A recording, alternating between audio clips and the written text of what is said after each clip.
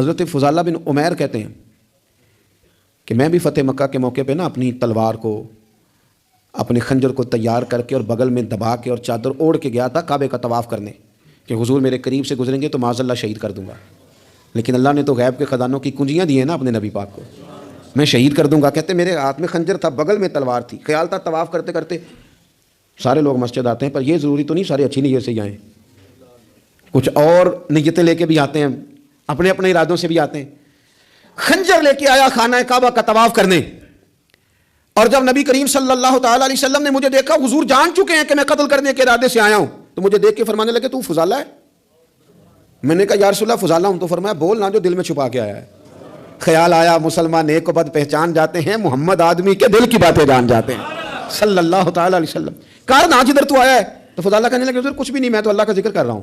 تو حضور فرمانے لگے چل پھر استغفار ہی کر لے۔ گویا حضور نے یہ نہیں کہا تو جھوٹ بول رہا ہے، بات اس طرح کی کہ تو استغفار پڑھ لے، پھر اپنی پچھلی بات سے توبہ کر لے۔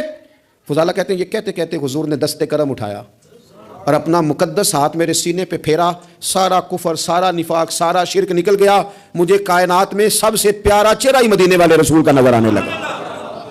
قدموں پہ آ گیا، میں غلام بن گیا نبی پاک کا۔ وہاں سے واپس آ رہا تھا تو ایک عورت تھی جس سے میرے شناسائی تھی، تعلقات تھے، میں کبھی اس سے ملتا تھا، میں گزر رہا تھا تو اس نے مجھے بلایا، میں نے توجہ ہی کوئی نہیں کی۔ پھر کہنے لگی تو وہی فضالہ نہیں؟ میں نے کہا نہیں میں وہ نہیں، اب میں مدینے والے کا غلام بن گیا ہوں، اب میری نگاہوں میں جچتا نہیں کوئی، جیسے میرے محبوب ہیں ایسا نہیں کوئی۔